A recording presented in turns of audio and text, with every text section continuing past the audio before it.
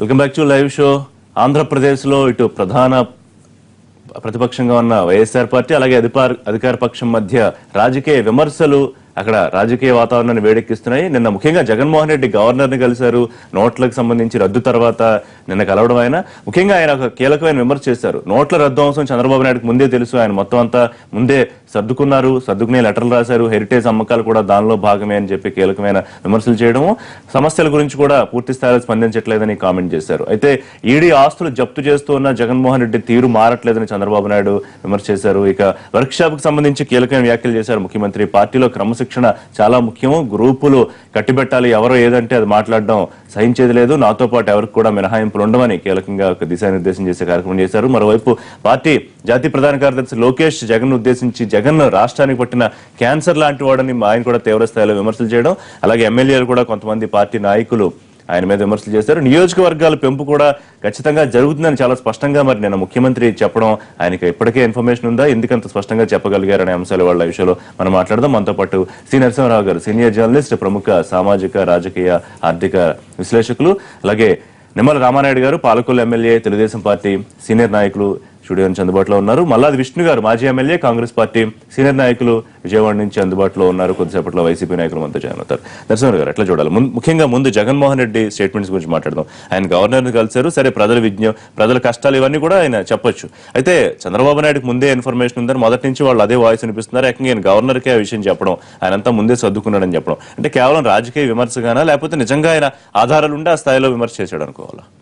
ఆయనకి ఇప్పటికీ credibility crisis ఉంది జగన్మోహన్ రెడ్డికి. అతని మాట ఎవరు నమ్మట్లా, ప్రజలు కూడా నమ్మట్లా.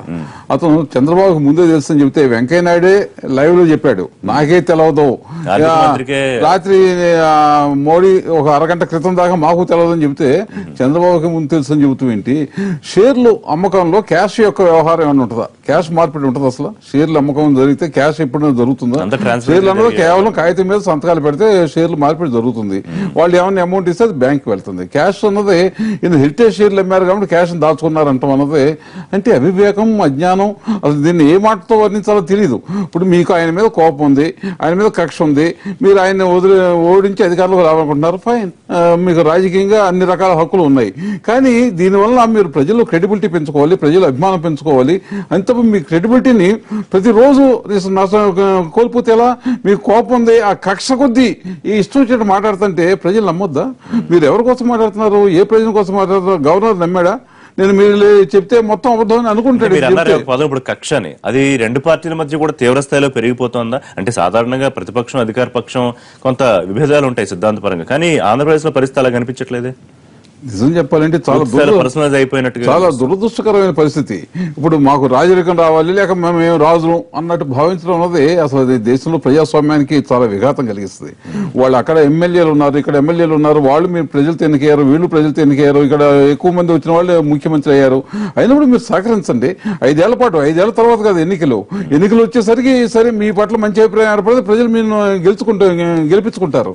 కానీ మీరు ప్రతి దానికి సహకరించి పాజిటివ్ గా ప్రజలకి సమస్య ఉంది, ఇదేం చేద్దాం, ఇదేం చేద్దాం అంతే తప్ప ఆగర్భ శత్రువుల్లాగా, విరోధుల్లాగా వాళ్ళ మీద కక్ష కట్టి వాళ్ళ మీద లేనిపోయిన అబద్ధాలు ప్రచారం చేసి వాళ్ళు 1000 కోట్లు 1,00,000 కోట్లు మింగేస్తున్నారని చెబుతూ దీనివల్ల ఏం ప్రయోజనం సాధిద్దాం అనుకుంటున్నారు? ఆయన 1,00,000 కోట్లు అక్కడ రాజధాని నగరంలో, రాజధాని ప్రాంతంలో 1,00,000 కోట్లు మింగేసాయని వీళ్ళు రాశారు. 1,40,000 రాశారు. ఎవరన్నా నమ్ముతారా? ఎవరన్నా మీ పార్టీ వాళ్ళు నమ్ముతున్నారా? మీ వాళ్ళు నమ్ముతున్నారా? ఎందుకు ఈ వృధా ప్రయాసం? ఎందుకు? మీ కక్ష తెచ్చుకోవడం కోసం మీ ఇంట్లో ఎక్కడ తిట్టుకోండి, ఒక గదులు తరపున వేసుకుని ఆయన ఇష్టం వచ్చేట్టు బండపూర్తి తిట్టుకోండి. కానీ ఇట్లా 10 మంది దగ్గరకు వచ్చేసరికి మీరు అభాస్పాలు అవుతున్నారు, హాస్యాస్పదంగా. గవర్నర్ కలిసినప్పుడు కూడా ఆయన అదే విమర్శ చేశారంటే గవర్నర్ ఏముంది పాపం, గవర్నర్కి ఏముంది? గవర్నర్ దగ్గర కలుస్తాం కన్నా ఇంకెవరిని కలిసినా ఒకటే. గవర్నర్ కలిస్తే గవర్నర్ ఏం చేస్తాడు? గవర్నర్ చేతులు ఏమన్నా ఉందో? అసలు ఆయన ఎప్పుడైనా స్పష్టంగా మాట్లాడగలడా? ఈ గవర్నర్ వ్యవస్థ దేశానికి తీరని కలంకం, దేశానికి అరిష్టం. గవర్నర్ వ్యవస్థ అన్నది ఎప్పటి నుంచి చెబుతున్నారు, అది కూడా మన రాష్ట్రంలో అది ప్రూవ్ అవుతుంది 1-10 సార్లు. అందువల్ల గవర్నర్ చెబుతూ అంటే అసలు నువ్వు గవర్నర్ దగ్గరికి ఇంటికి వెళ్ళావు, మోడీ దగ్గరికి వెళ్ళిపోయావా, జైట్లీ దగ్గరికి వెళ్ళిపోయావా? వాళ్ళ దగ్గరికి వెళ్ళకుండా నువ్వు గవర్నర్ దగ్గరికి వెళ్తావు. గవర్నర్ ఏం చేస్తాడు పాపం? విష్ణు గారు, మొదటి నుంచి నోట్ల రద్దు అంశం మొదలైనప్పటి నుంచి ఇదే స్టాన్స్ తీసుకుని మాట్లాడుతున్నారు వైసీపీ నాయకులు. నిన్న గవర్నర్ ని కలిసి కూడా ఇదే మాట అనడం అంటే దాంట్లో శాంటిటీ ఏమన్నా ఉందని భావించారా, లేకపోతే నరసింహ గారు చెప్పినట్టు మరింత పార్టీ మీద ఉన్న క్రెడిబిలిటీ మరింత కోల్పోయే పరిస్థితి ఉంటుందా? మీరు ఎట్లా చూస్తున్నారు కాంగ్రెస్ పార్టీగా? సరే, అంటే ప్రతిపక్ష నాయకుడు మాట్లాడింది పదే పదే మాట్లాడుతూ ఉన్నారు. ఎవరి పార్టీ లైన్ వాళ్ళకు ఉంటుంది. ప్రభుత్వంలో జరుగుతున్నటువంటి విషయాలు దాన్ని నిలదీసేటటువంటి కార్యక్రమం ప్రతిపక్షానికి ఉంటుంది. అంతే తప్ప అది లేనటువంటి విషయాలు మాట్లాడుతున్నారనో లేకపోతే ఇలా మాట్లాడటం మూలంగా పార్టీ క్రెడిబిలిటీ తగ్గిపోతుందని చెప్పనో ఈ రకమైనటువంటి ఆలోచనలు వారికైతే ఉండొచ్చు. మీరు కూడా ఏకీపిస్తున్నారా? మీరు కూడా నమ్ముతున్నారా అదే విషయాన్ని? మేము వేదికల మీద ఈ విషయాన్ని చెప్పడం జరిగింది. ముందే సమాచారం ఉండబట్టే ఉత్తరం రాయడం జరిగింది. ఈరోజు ఈ రాష్ట్రంలో ఉన్నటువంటి ప్రతిపక్షాలు కానీ దేశంలో ఉన్నటువంటి ఇతర రాజకీయ పార్టీలు కానీ రాజకీయ నాయకులు కానీ ఎవరు 8వ తారీఖు ముందు ఉత్తరం రాయనటువంటిది ఒక ఆంధ్ర రాష్ట్రానికి సంబంధించినటువంటి హెడ్ ముఖ్యమంత్రి గారే ఉత్తరం రాయడంలో ఆంతర్యం ఏంటి, సమాచారం ఉంది కాబట్టి రాయడం జరిగింది. అందులో పాత్ర ఉంటుంది. దానికి సంబంధించినటువంటి కార్యక్రమాలన్నీ కూడా ముందే చక్కబెట్టుకోవడం జరిగిందని చెప్పి అన్ని పత్రికల్లోనూ వస్తూ ఉన్నాయి అని మాట్లాడుతూ ఉన్నారు అందరూ కూడా. ఒక్కళ్ళు ప్రతిపక్ష నాయకులే కాదు, ఈ రాష్ట్రంలో ఉన్నటువంటి అన్ని ప్రతిపక్షాలు కూడా మాట్లాడినాయి ఈ అంశాన్ని.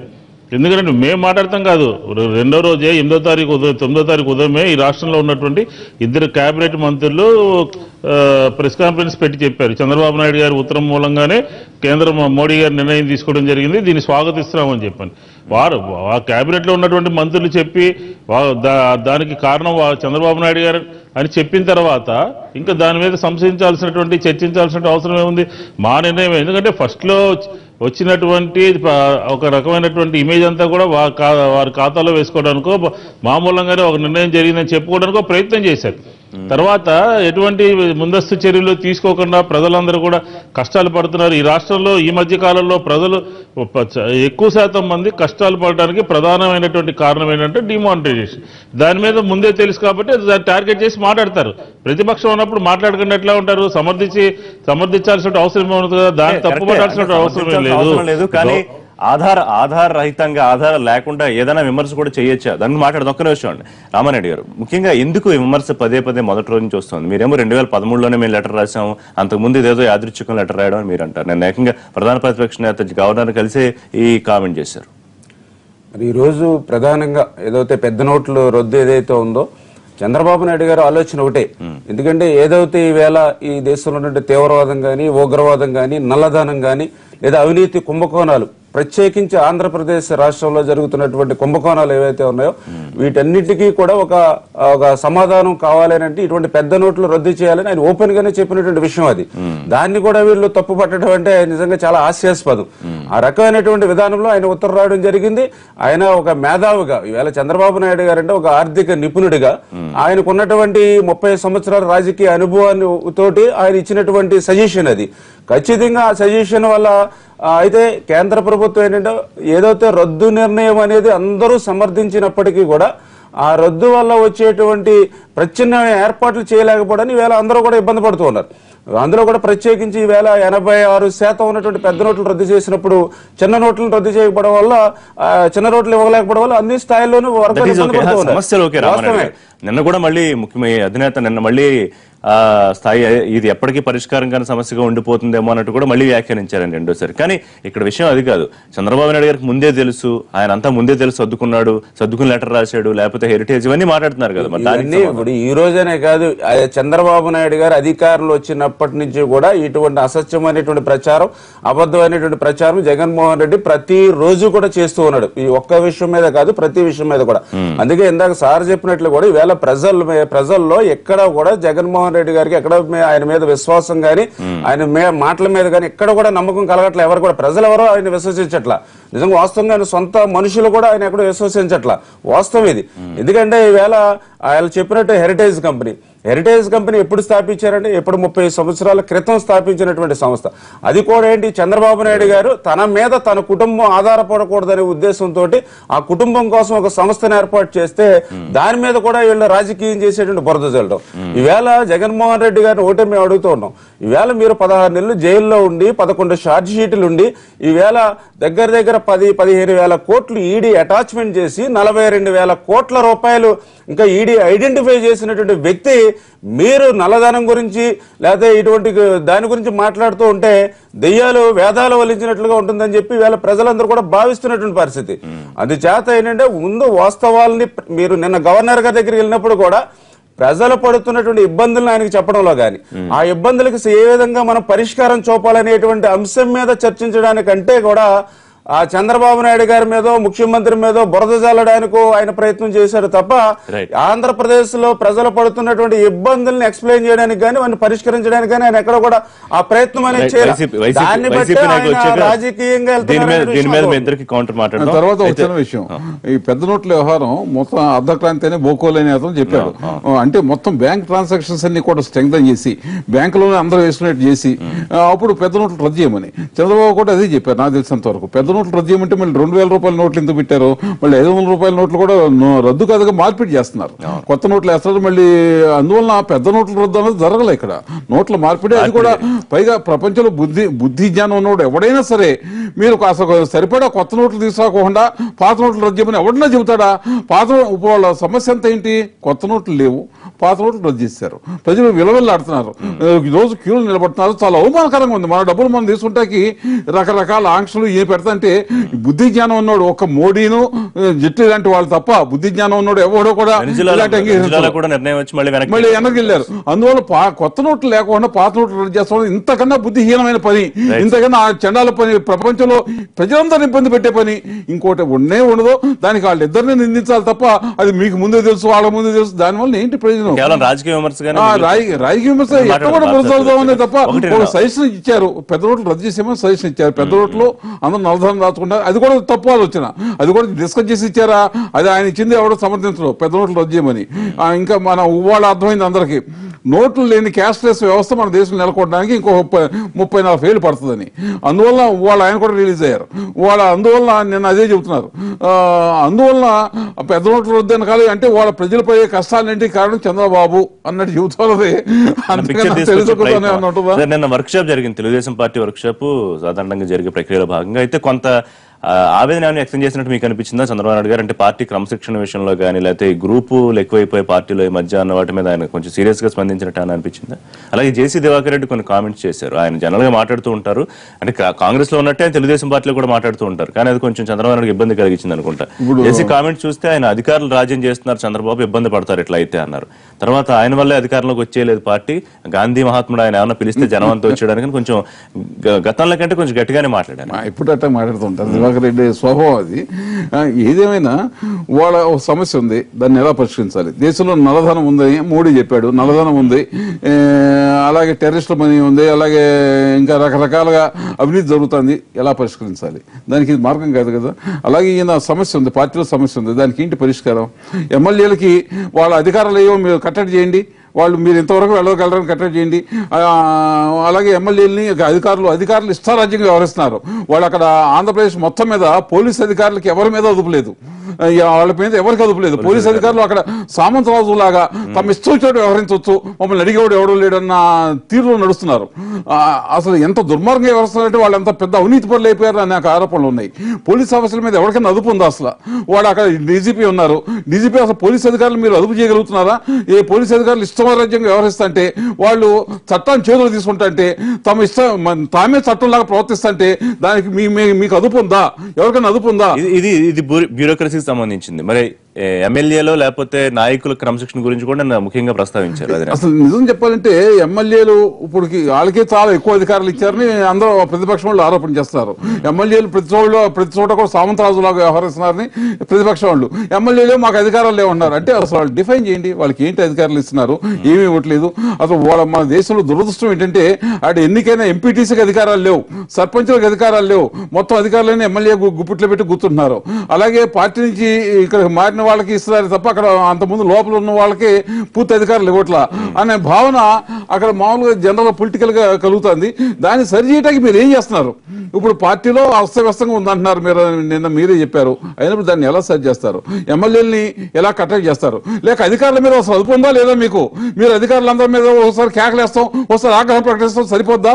ఎమ్మెల్యేని ఒక్కరిని తీసారా? కృష్ణా జిల్లాలో కలెక్టర్ ఉన్నాడు ఒక అతను, బాబు అని ఎవరు అతని పేరు, అతని గురించి అందరూ విపరీతమైన ఆరోపణలు, అతనికి ఏమీ తెలియకుండా అజ్ఞానంగా మాట్లాడుతుంటాడు, చాలా విపరీతంగా ప్రవర్తిస్తుంటాడని అందరూ చెబుతున్నారు. అతని మీద యాక్షన్ తీసుకోగలుగుతున్నారా? అలాగే అక్కడ గుంటూరులో రూరల్ ఎస్పీ మీద అనేక ఆరోపణలు వచ్చినాయి. అతను డబ్బు దొంగ ఈ నోట్లు కూడా మార్చాడని ఆరోపణలు ఉన్నాయి. అతని మీద యాక్షన్ తీసుకుంటున్నారా? అసలు ఎవరి మీద యాక్షన్ తీసుకునే సందర్భం ఉందా? అధికారులందరినీ ఎందుకు వదిలేశారు? ఊరికి ఆగ్రహం ప్రకటిస్తూ సరిపోద్దా? ఒకటి తెలుగుదేశం పార్టీ క్రమశిక్షణకి పెట్టింది పేరు, కార్యకర్తలందరూ సైనికుల్లో పనిచేస్తారు. ఇది మీ పార్టీ నాయకులు కార్యకర్తలు జనరల్ గా చెప్పుకున్నమాట. దాంట్లో ఇప్పుడు ఏమన్నా కొంత సైడ్ ట్రాక్ అవుతుందా? క్రమశిక్షణ ఏమన్నా లోపించిందా? లేకపోతే గ్రూపులు పెరిగిపోయాయా? నిన్న ముఖ్యమంత్రి గారి మాటల్లో, మీ అధినేత మాటల్లో కొంచెం అట్లాగే అనిపించింది ఆయన ధోరణి చూస్తే. మీరు చెప్పినట్లుగా తెలుగుదేశం పార్టీ అంటే వాస్తవం. ఆ రోజు అన్న నందమూరి తారక రామారావు గారి దగ్గర నుంచి ఇప్పటి వరకు కూడా క్రమశిక్షణకి మారుపేరుగా తెలుగుదేశం పార్టీ ఉంటుంది. ప్రజలు కూడా ఏంటంటే ఏదైనా చిన్న చిన్న విషయాలు అంటే ఇప్పుడు కాంగ్రెస్ పార్టీలో కానీ లేదా వైఎస్ఆర్ పార్టీలో కానీ ఎక్కడైనా ఏదైనా సమావేశాల్లో రసాభాస జరిగిన, కుర్చీలు జరుగుకున్న సహజంగా తీసుకుంటారు. మీ మీడియాలో చూసిన తెలుగుదేశం పార్టీలో మాత్రం చిన్న పార్టీ, తెలుగుదేశం పార్టీలో అదే చెప్తున్నా, తెలుగుదేశం పార్టీలో చిన్న జరిగినా కూడా వాళ్ళు ఎక్స్పెక్ట్ చేయరు. తెలుగుదేశం పార్టీ మీద ఉన్నటువంటి నమ్మకం, కాన్ఫిడెన్స్ ప్రజలకు అటువంటిది. అటువంటి సిచ్యువేషన్ లో ఈ మధ్య కాలంలో ఏమైందంటే వాస్తవాన్ని మనం కూడా అంగీకరించాలి. ఏదైతే మన రాష్ట్ర విభజన జరిగినటువంటి పరిస్థితుల్లో ఈ రాష్ట్రాన్ని మళ్ళీ బాగు చేయాలి, అభివృద్ధి చేయాలంటే అది చంద్రబాబు నాయుడు గారి వల్ల సాధ్యమవుతుంది అనేటువంటి ఉద్దేశంతో అటు కాంగ్రెస్ పార్టీ నుంచి కానీ ఇటు వైఎస్ఆర్ పార్టీ నుంచి కానీ పెద్ద ఎత్తున వేళ తెలుగుదేశం పార్టీలోకి వచ్చినటువంటి నాయకులు కానీ చాలా మంది ఉండటం జరిగింది. దానివల్ల ఏంటంటే ఈ 2.5 సంవత్సరాల్లో కొంత పాత కొత్త కలయిక అనేది ఆ సందిగ్ధత, కొద్దిగా చిన్నపాటి అక్కడక్కడ చిన్నపాటి లోటుపాట్లు అవన్నీ ఉన్నాయి. అవన్నీ కూడా పార్టీ పరంగా ఎక్కడికక్కడ మేము కోఆర్డినేట్ చేసుకుని చిన్న చిన్న సమస్యలు ఉంటే పరిష్కరించుకుంటూ కూడా మీరు చెప్పేదాన్ని పార్టీలో ఉన్న వాళ్ళ వల్ల కాదు, బయట నుంచి వచ్చిన వాళ్ళ వల్ల కొంచెం రెండు అధికారాలకు సంబంధించి అధికారుల ఇష్టారాజ్యం అని నాయకుల ఇష్టారాజ్యం అని అధికారులు ఎక్కడ కుదరట్లేదా పొంతన అధికారులకి ఎమ్మెల్యేలకి మధ్య? లేదు, సమన్వయం ఉంది, బాగా జరుగుతుంది. అయితే ఏంటంటే ఇక్కడ ఇబ్బంది ఏంటంటే కొత్తగా ఏర్పడిన రాష్ట్రం ఇది, 2.5 సంవత్సరాల పసిపిల్లలాంటి రాష్ట్రం. ఇప్పుడు ముఖ్యమంత్రి గారు మీ అందరికీ తెలుసు, మొన్నటిదాకా ఒక 6 నెలలు హైదరాబాద్ నుండి ఆపరేట్ చేయడం జరిగింది. తర్వాత విజయవాడ వచ్చి ఇరిగేషన్ ఆఫీస్ నుంచి ఆపరేట్ చేయడం జరిగింది. మొన్ననే వెలగపూడి వెళ్ళి అక్కడి నుంచి ఆపరేట్ చేయడం జరుగుతుంది. అంటే ఈ రకంగా ఏంటంటే ఈ 2.5 సంవత్సరాల్లో పూర్తి స్థాయిలో మనం ప్రభుత్వాన్ని కింద స్థాయిలోకి తీసుకెళ్లాలనేటువంటి విషయంలో కొన్ని రకాలైన ఇబ్బందులు ఉన్నాయి ప్రభుత్వ పరంగా. ఎందుకంటే మనం ఇవన్నీ కూడా ఇన్ఫ్రాస్ట్రక్చర్ డెవలప్ చేసుకోవడంలో కానీ ఈ రిలేషన్ అంటే అధికారులు కానీ లేదా ఎమ్మెల్యేస్ కానీ కింద ప్రజాప్రతినిధులు కానీ ఒక సిస్టమ్ అలవాటు చేయడం కొంత సమయం పట్టింది. అది ముఖ్యమంత్రి గారు ఇప్పుడు అన్ని కూడా సెపరేట్ చేసుకుంటూ వస్తున్నారు. ఇప్పుడు ఎక్కడైతే ఇప్పుడు సార్ చెప్పినట్టుగా ఎక్కడైతే చిన్న చిన్న ప్రాబ్లమ్స్ ఎక్కడ ఉన్నాయో వాటిని అన్నింటినీ కూడా ఆయన కూడా రప్పించుకుని మాట్లాడుకుంటూ ఎక్కడెక్కడ క్లియర్ చేస్తూ ఉన్నటువంటి పరిస్థితి కూడా కనిపిస్తుంది. రైట్, మీరేమంటారు విష్ణు గారు? ఒకటి క్రమశిక్షణ గల పార్టీ పెట్టింది పేరు, రెండోది కేవలం బయట నుంచి వచ్చిన నాయకులు, కాంగ్రెస్ వైఎస్ఆర్ పార్టీ నుంచి వచ్చిన నాయకుల వల్ల కొంత క్రమశిక్షణ నుంచి పక్కదారి పడి డీవియేట్ అయినట్టు అన్న అనిపిస్తోందా తెలుగుదేశం పార్టీ నాయకులు చెప్తున్నట్టు? రెండోది జేసీ దివాకర్ రెడ్డి గారి కామెంట్స్ మీరు ఎట్లా చూస్తున్నారు? అధికారుల రాజ్యం నడుస్తోంది ఆంధ్రప్రదేశ్ లో, ఎట్లా అయితే ముఖ్యమంత్రికి ఇబ్బంది ఉంటుందని. సార్ ఇప్పుడు ఈ ప్రభుత్వంలో ఉన్నటువంటి పెద్దల యొక్క పట్టు ఆ పార్టీలో ఉన్నటువంటి అటు అధికారుల మీద కానీ ఇటు ప్రజాప్రతినిధుల మీద కానీ కొంచెం సడలుతుందా అని చెప్పి మనకు అర్థమవుతోంది. ఎందుకంటే ఈ 2.5 సంవత్సరాల్లో ఈ వర్క్షాపులు జరగడం ఇది 5దో 6దో. ప్రతి వర్క్షాప్లోనూ కూడా ఈ అంశాలన్నీ కూడా తెర మీదకి వస్తూ ఉన్నాయి. అటు అధికారులు సరైనటువంటి దీంట్లో ఉండట్లేదు, ఎమ్మెల్యేలు కానీ ప్రజాప్రతినిధులు కానీ క్రమశిక్షణ ఉల్లంఘిస్తున్నారు, ప్రైవేట్ ట్యాక్స్ చేస్తున్నారు, లూజ్ ట్యాక్స్ చేస్తున్నారు అని చెప్పి నిన్న స్వయంగా ముఖ్యమంత్రి గారే మాట్లాడారు. అంటే ఇప్పుడు దివాకర్ రెడ్డి గారి మాటలను మనం ఒకసారి పరిశీలిస్తే మొత్తం చంద్రబాబు నాయుడు గారి మూలంగానే ఏమీ గెలవలేదు అని చెప్పి ఆయన డైరెక్ట్గానే చెప్పాడు. అంటే విభజన మూలంగా అంతకుముందు జరిగే ఎన్నికల్లో పార్టీ ఎలా ఉంది, విభజన మూలంగా ఈ పార్టీ అధికారంలోకి వచ్చింది, దీన్ని పూర్తిగా ఒక వ్యక్తికి సంబంధించినటువంటి విజయం కాదు అని చెప్పని ఆయన మాటలోనే చెప్పడం జరిగింది. ముఖ్యమంత్రి గారి మైండ్ సెట్ ఎలా ఉందంటే పార్టీ మొత్తం అంతా కూడా క్లీన్గా ఉంది, ప్రభుత్వం అంతా కూడా క్లీన్గా ఉంది, నేను కూడా క్లీన్గా ఉన్నాను, ఈ ఎన్నికైనటువంటి ప్రజాప్రతినిధులు అందరూ కూడా చాలా కింది స్థాయిలో క్షేత్రస్థాయిలో అవినీతి గ్రూపులు లేకపోతే గొడవలు వీటన్నిటికీ కూడా కేంద్ర బిందువుగా మూల దీని కింద తయారయ్యారు, మారాలి అని చెప్పి ఆయన ప్రతి మీటింగ్లోనూ మాట్లాడుతూ ఉన్నాడు. ఇది ఇంకా ఒక ప్రధానమైనటువంటి అంటే క్రమశిక్షణ కలిగినటువంటి పార్టీ ఈ కొత్తగా కాంగ్రెస్ నుంచి వచ్చినటువంటి వారి మూలంగానే ఇది జరుగుతుందని చెప్పిన ఒక వాదం తీసుకొస్తా ఉన్నారు. నేనేమంటానంటే అది పూర్తిగా అవాస్తవము, అబద్ధము. ఉదాహరణ కృష్ణా జిల్లాలో పాత తెలుగుదేశానికి సంబంధించినటువంటి నాయకులు, ఎమ్మెల్యేలు కానీ, మంత్రులు కానీ, మిగతా వాళ్ళు ఉన్నారు. ఒక్కరు కూడా ఒకచోట కూర్చుని మాట్లాడుకుని ఈ జిల్లా కానీ, ఈ రాష్ట్రం కానీ, ఈ ప్రజల గురించి ఏం చేయాలి అని మాట్లాడుకుంది లేదు. కాంగ్రెస్ నుంచి పోయి అధికారులు అక్కడ ఎమ్మెల్యేలుగా, ఎంపీలుగా అయినటువంటి వాడు ఎవరు కూడా లేరు. కాబట్టి ఈసారి నిన్నగా పోయినసారి జరిగినటువంటి ఒక సమావేశంలో ముఖ్యమంత్రి గారు మాట్లాడుతూ ఈసారి గెలిచినటువంటి ప్రజాప్రతినిధులు బాధ్యతారాహిత్యంగా ప్రవర్తిస్తున్నారు. 1999లో నాకు ఒక టీం ఉండేది, 10 మంది 20 మంది కలిసి ఒక టీం వర్క్ చేసేవాళ్ళం. ఇప్పుడు ఈ క్యాబినెట్లో కానీ, ఎమ్మెల్యేలో కానీ ఎవరికి కూడా టీం వర్క్ లేదు, ఎవరు కూడా ఇష్టానుసారం వ్యవహరిస్తున్నారు అని చెప్పి ఆయన ఆవేదన వెళ్ళగక్కుతూ ఉన్నారు. మనకేం అర్థమవుతుందంటే ఒక అదుపు తప్పుతుందో ఈ పార్టీకి సంబంధించినటువంటి ప్రజాప్రతినిధుల మీద, పార్టీ అధినాయకత్వానికి అని చెప్పని స్పష్టంగా మనకు కనపడతా ఉంది. ఈ అవినీతి విషయంలో ఆయన మొత్తుకుంటా ఉన్నారు. అలాగే డిపార్ట్మెంట్ వైజ్ రెవెన్యూ కానీ, పోలీస్ కానీ, రకరకాలైన పంచాయతీరాజ్ కానీ దీంట్లో ఉన్నటువంటి శాతాన్ని, అవినీతి శాతాన్ని ఒకసారి పరిశీలిస్తే 2.5 సంవత్సరాల్లో ఆయన వచ్చినటువంటి రిపోర్ట్ మూలంగా మొదట ఎలాగా ఉందో ఇప్పుడు కూడా అలాగే.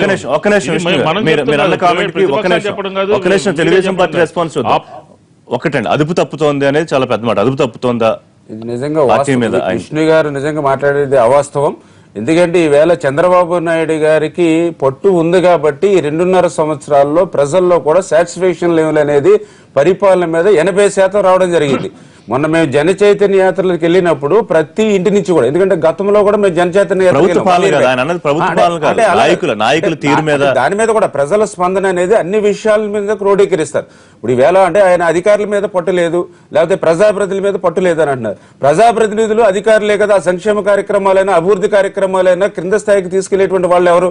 వాళ్ళిద్దరేగా. వాళ్ళిద్దరికి సమన్వయం చేయలేకపోతే మేము ఏ రకంగా చేయగలుగుతాం? అంచేత కింద స్థాయిలో పెన్షన్లు ఇచ్చేటువంటి విషయంలో కానీ, అదేవిధంగా ఇతరత్ర రుణమాఫీ, రైతు రుణమాఫీ విషయంలో కానీ, డోక్రా రుణమాఫీ విషయంలో కానీ, మరి అన్ని విషయాల్లో కూడా ప్రజలు ఇవాళ 100% సాటిస్ఫాక్షన్ లెవెల్ లో ఉన్నారు ఇవాళ ప్రభుత్వ పాలన పట్ల.